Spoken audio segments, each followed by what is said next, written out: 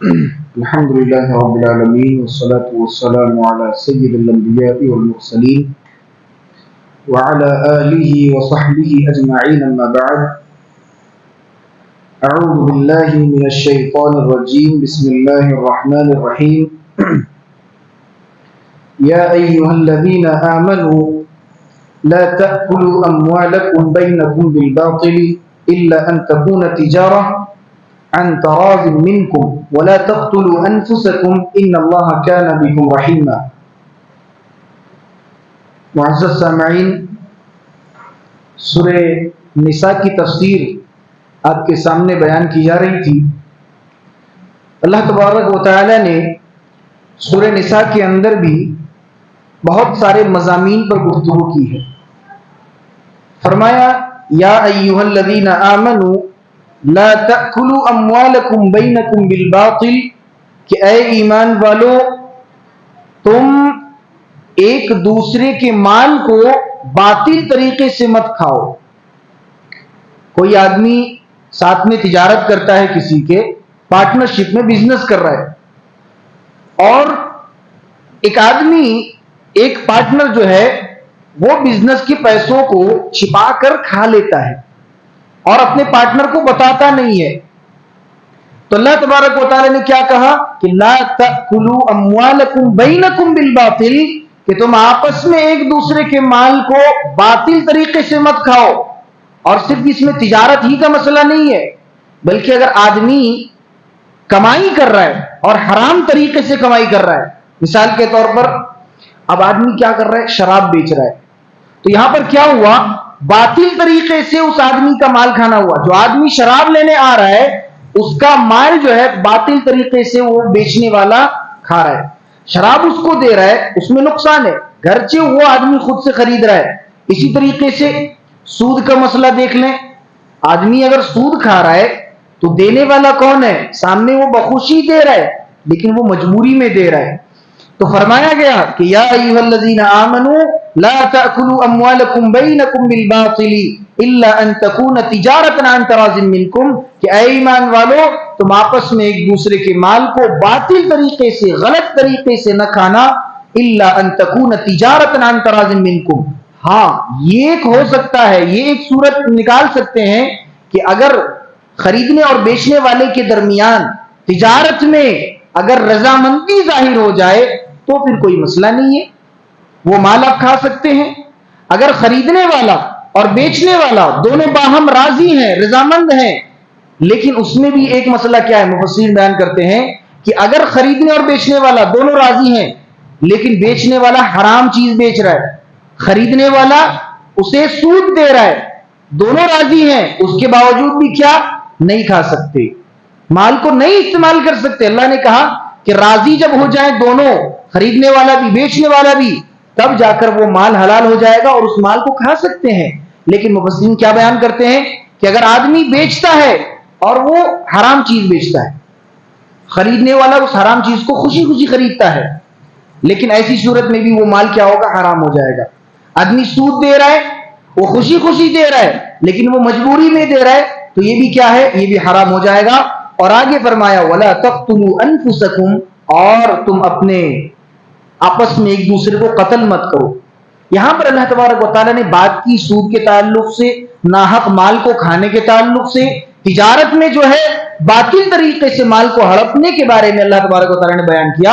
اور آگے کا ٹکڑا کیا فرمایا کہ وَلَا تَقْتُلُوا أَنفُسَكُمْ، کہ تم اپنے آپ کو قتل مت کرو. اس کا کیا مطلب ہے؟ تجارت کی بات چل رہی ہے اور اللہ کہہ رہا ہے کہ اپنے آپ کو قتل مت کرنا. مفسرین بیان کرتے ہیں کہ جب آدمی حرام طریقے سے کمائے گا نا، وہ کسی کا مال ہڑپ کر کھائے گا تو آگے چل کر اس کا نتیجہ کیا نکلے گا کہ دونوں لڑ جائیں گے، دونوں ایک دوسرے سے لڑ جائیں گے، اور ہو سکتا ہے کہ وہ لڑائی اتنی شدید ہو جائے کہ لوگ ایک دوسرے کو قتل کر دیں.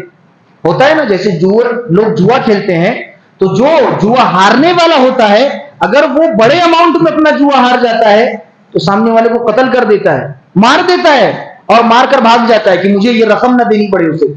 تو فرمایا گیا کہ وَلَا تَقْتُلُوا أَنفُسَكُمْ، کہ اپنے آپ کو قتل مت کرو، ایک دوسرے کو قتل مت کرو. تو اس سے ایک مطلب یہ کہ اگر آدمی باطل طریقے سے کمائی کرتا ہے تو اس کا نتیجہ کیا نکلنے والا ہے کہ آگے چل کر وہ دونوں آپس میں لڑ جائیں گے. بیچنے والا، خریدنے والا، مال لینے والا، مال دینے والا، دونوں ایک دوسرے سے لڑ جائیں گے اور آخر میں وہ ایک دوسرے کو قتل کرنے پر آ جائیں گے. ایک معنی یہ ہے. دوسرا معنی کیا ہے کہ آدمی خودکشی نہ کرے. خودکشی نہ کرے. آدمی بعض دفعہ ایسا ہوتا ہے زندگی میں، انسان امیدیں ہار جاتا ہے، انسان سارے اپنے راستے بند دیکھتا ہے، اس کے کامیابی کے سارے راستے اسے بند نظر آتے ہیں. اب وہ مرنے کے تعلق سے سوچنے لگتا ہے کہ اب تو میری زندگی سے اچھی کیا ہے؟ موت ہے. تو میں مر جاتا ہوں، پنکھے میں لٹک جاتا ہوں، میں فلاں جگہ کود جاتا ہوں، پہاڑ سے کود جاتا ہوں.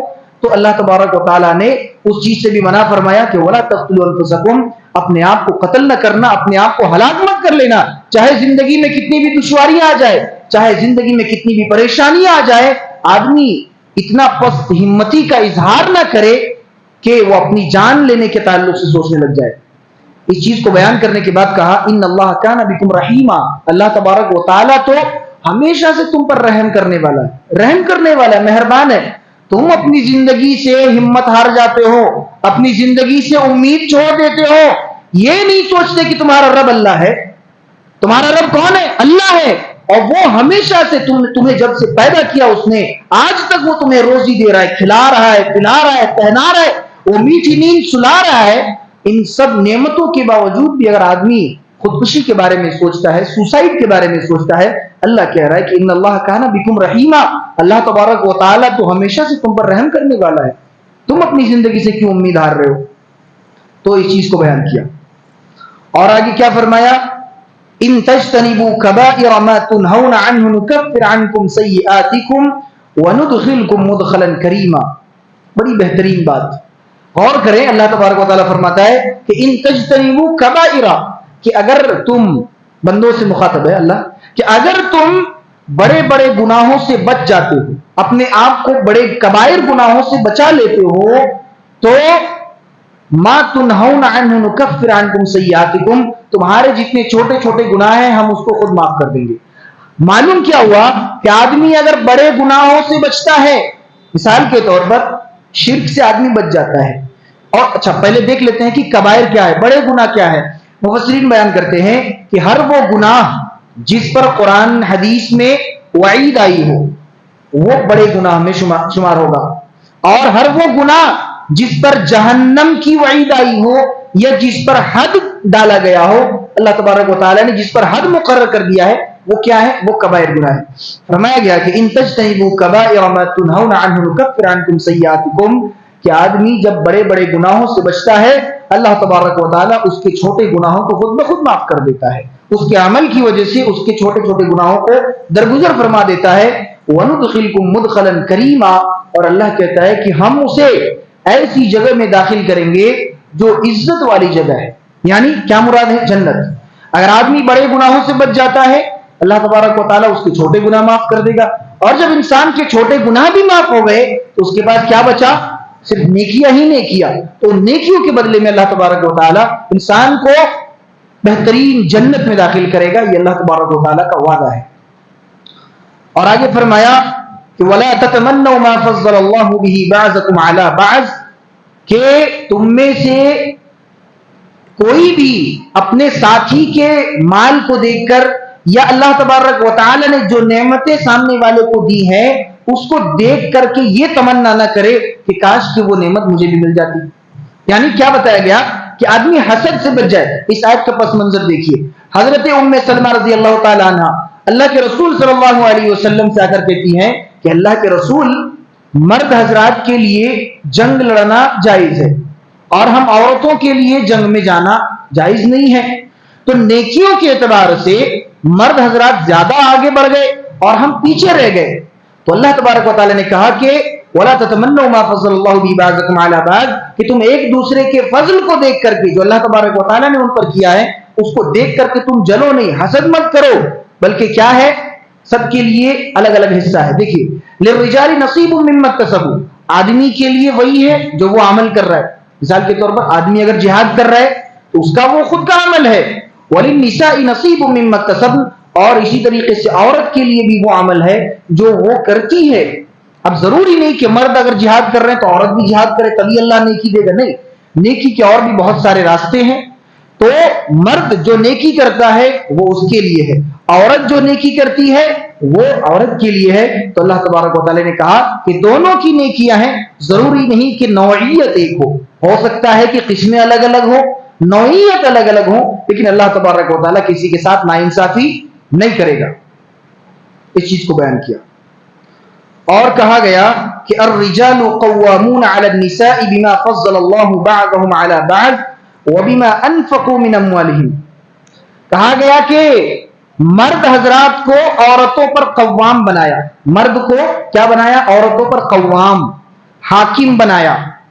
حاکم، اس ترجمے کو سن کر کے بعض لوگ جو ہے اختلاف کریں گے اور بعض لوگ جو ہے کہیں گے کہ نہیں، اسلام جو ہے غلط جو ہے دین ہے، اور اسلام نے عورتوں کی عزت اتنی کم کر دی ہے اور عورتوں کو وہ مقام نہیں دیا کہ انہیں مردوں کا غلام بنا دیا، مردوں کے ماتحت میں عورتوں کو رکھ دیا. تو ترجمہ کیا کریں گے؟ الرجال قوامون علی النساء، کہ اللہ تبارک و تعالی نے مردوں کو عورتوں پر حاکم بنایا، نگہبان بنایا، نگراں بنایا، دیکھ بھال کرنے والا. تو ظاہر سی بات ہے عورتیں کمزور ہیں، مرد طاقتور ہے، تو اللہ تبارک و تعالی نے اسی لیے مرد کو عورتوں پر نگراں بنایا کہ عورتوں کی دیکھ بھال کون کرے؟ مرد کرے گا. اگر عورت بچی ہے تو اس کی دیکھ بھال کون کرتا ہے؟ باپ کرتا ہے. شادی کے بعد دیکھ بھال کون کرتا ہے؟ شوہر کرتا ہے. تو عورتوں کی زندگی میں اللہ تبارک و تعالی نے نگراں کسے مقرر کیا؟ مردوں کو مقرر کیا. اور اس سے معلوم یہ ہوا، آگے دیکھیے اللہ تبارک و تعالی کیا بیان فرماتا ہے کہ بما فضل اللہ بعضهم علی بعض، کہ مردوں کو قوام بنایا ہم نے اور بعض کو بعض پر فضیلت دی. وبما انفقوا من اموالهم، اور ہم نے قوام کیوں بنایا، حاکم اور نگراں کیوں بنایا ہم نے مردوں کو؟ کیونکہ وہ عورتوں پر خرچ کرتے ہیں. وہ اگر شادی کر کے اپنی بیوی کو گھر لاتا ہے تو ظاہر سی بات ہے اس کی بیوی تو کما کر شوہر کو نہیں کھلائے گی نا. کما کر کون کھلائے گا؟ ذمہ داری کس کے سر پر ہے؟ مرد کے سر پر ہے. تو ذمہ داری کمانے کی جس پر ہے وہ نگراں ہوا، وہ قوام ہوا، اور اسی بیس پر اللہ تبارک و تعالی نے مردوں کو فضیلت دی. آج کیا ہوتا ہے کہ مرد کما رہے ہیں لیکن عورتیں بھی کما رہی ہیں، غلط نہیں ہے، لیکن مسئلہ یاد رکھا جائے، شریعت کا مسئلہ یاد رکھا جائے کہ کمانے کی ذمہ داری، معاش کی ذمہ داری شریعت نے عورتوں پر نہیں دی. کمانے کی ذمہ داری کس پر؟ مردوں پر ہے.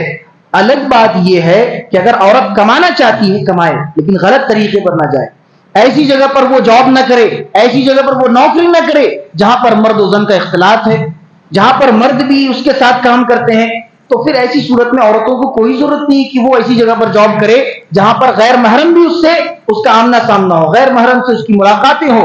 تو یہ پھر جاب اور یہ جو کمائی ہے یہ پھر حرام ہو جائے. تو اللہ تبارک و تعالی نے بیان فرمایا کہ مردوں کو قوام بنایا گیا عورتوں پر، اور بعض کو بعض پر فضیلت دی کیونکہ وہ عورتوں پر خرچ کرتے ہیں. اور فرمایا فالصالحات قانتات حافظات للغیب بما حفظ اللہ، جو نیک عورتیں ہوتی ہیں وہ مردوں کی تابعداری کرتی ہیں، مردوں کی اتباع کرتی ہیں، حکم مانتی ہیں. اگر شوہر بیوی کو کوئی حکم دے رہا ہے تو وہ اس کی اتباع کرتی ہے، تابعداری کرتی ہے. یہ نیک عورتوں کی صفت ہے. اگر عورت اپنے آپ کو نیک کہتی ہے تو اسے چاہیے کہ وہ اپنے شوہروں کی بات مانے، اپنے شوہروں کی اتباع کرے. اور فرمایا آگے کہ حافظات للغیب بما حفظ اللہ، ایک صفت نیک عورتوں کی، ایک صفت کیا ہے کہ وہ شوہروں کی اتباع کرتی ہے، شوہروں کی بات مانتی ہے. اور دوسری صفت یہ ہے کہ شوہر کی غیر موجودگی میں وہ شوہر کے مال کی حفاظت کرتی ہے اور اپنی عزت کی حفاظت کرتی ہے. یہ دو صفتیں بیان کی گئیں، یہ دو صفتیں جن عورتوں کے اندر ہیں وہ نیک عورت ہیں. آگے فرمایا واللاتی تخافون نشوزہن فعظوہن واہجروہن فی المضاجع واضربوہن. کہا گیا کہ جو عورت جو ہے نافرمان نکلے، یا مردوں سے کہا گیا کہ اگر تمہیں ڈر ہے اس بات کا کہ تمہاری بیوی جو ہے تمہاری نافرمانی کر رہی ہے تو تم اسے کیا کرو کہ فعظوہن واہجروہن فی المضاجع. سب سے پہلا اسٹیج دیکھیے، سب سے پہلا اسٹیپ، اگر آپ کی بیوی نافرمان ہے، آپ کی بات نہیں مانتی ہے، اللہ تبارک و تعالی نے اصول بیان فرمایا.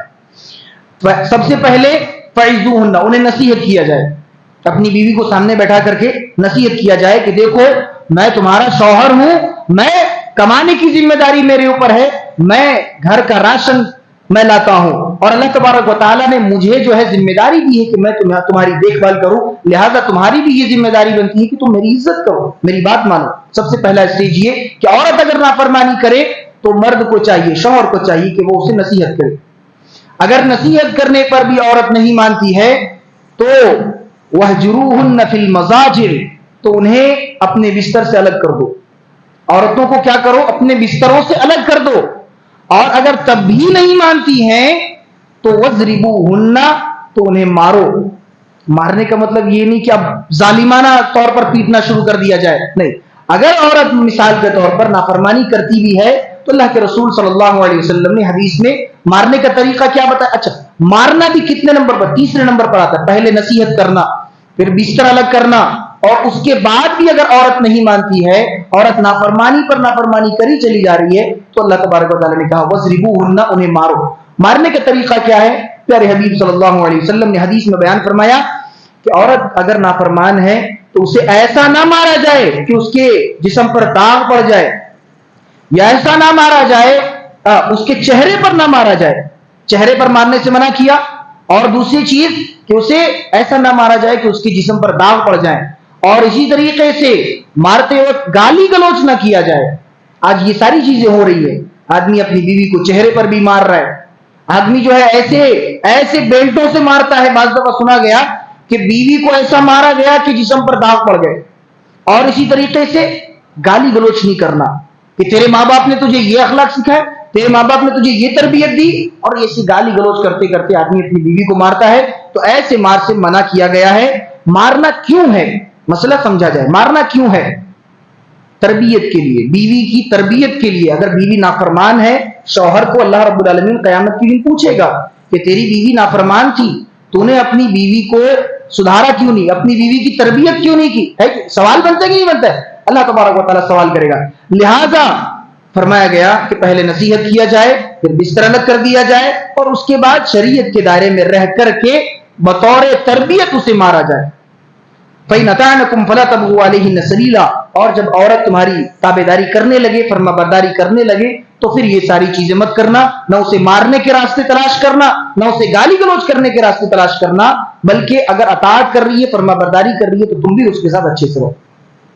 یہ چیز بیان فرمایا۔ اور دیکھیے وَإِنْ خِفْتُمْ شِقَاقَ بَيْنِهِمَا فَابْعَثُوا حَكَمًا مِّنْ أَهْلِهِ وَحَكَمًا مِّنْ أَهْلِهَا، کہ اگر تمہیں ڈر ہے کہ تم دونوں کے درمیان جدائی ہو جائے گی، میاں بیوی مثال کے طور پر آپس میں ایک دوسرے سے لڑ گئے، بات چیت بند، اب جو ہے اب ڈر ہے کہ کہیں وہ دونوں آپس میں الگ نہ ہو جائیں، تو اصول بیان فرمایا گیا کہ فَابْعَثُوا حَكَمًا مِّنْ أَهْلِهِ وَحَكَمًا مِّنْ أَهْلِهَا، تو ایک حکم عورت کی طرف سے آئے گا اور ایک حکم مرد کی طرف سے آئے گا، دونوں کو صلح کرانے کے لیے، دونوں کے درمیان صلح کرانے کے لیے اللہ تبارک و تعالیٰ نے دونوں طرف سے حکم کو مقرر کیا کہ ایک حکم عورت کی طرف سے اور ایک حکم مرد کی طرف سے، اور وہ آ کر کے درمیان میں بیٹھ کر کے ان دونوں کا صلح کرائیں گے۔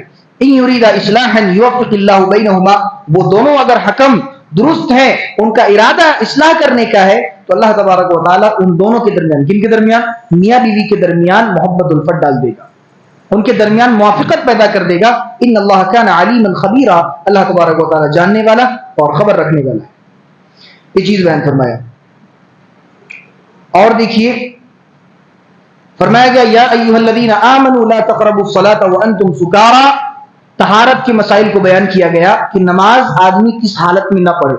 یا ایھا الذین آمنوا لا تقربوا الصلاۃ وانتم سکارا، کہ اے ایمان والو تم نماز کے قریب اس وقت تک مت جانا جب تم نشے کی حالت میں ہو، جب تم نشے کی حالت میں ہو تو نماز کے قریب نہ جانا۔ وانتم سکارا، نشے کی حالت میں، حتی تعلموا ما تقولون، یہاں تک کہ وہ نشہ تمہارا اتر جائے اور تمہیں معلوم ہونے لگے کہ تم کیا کہہ رہے ہو۔ آدمی جب نشے میں ہوتا ہے تو وہ کیا کہتا ہے اسے معلوم نہیں چلتا۔ آدمی اگر شراب پی کر ٹل ہے تو وہ کیا بول رہا ہے، کہاں ہے وہ، کہاں جا رہا ہے، کچھ نہیں معلوم چلتا اس کو۔ تو فرمایا گیا کہ نشے کی حالت میں آدمی نماز کے قریب نہ آئے یہاں تک کہ وہ نشہ ختم ہو جائے اور اسے معلوم ہو جائے کہ وہ اپنی زبان سے کیا الفاظ ادا کر رہا ہے۔ اور ما تقولون ولا جنوبا الا عابری سبیل. اور اسی طریقے سے آدمی نشے کی حالت میں نہ آئے, حالت جنابت میں وہ نماز کے قریب نہ آئے. اگر آدمی ناپاک ہے, اس پر غسل واجب ہے, تو وہ پھر مسجد نہیں آ سکتا اور وہ نماز نہیں پڑھ سکتا. الا عابری سبیل حتی تغتسلوا.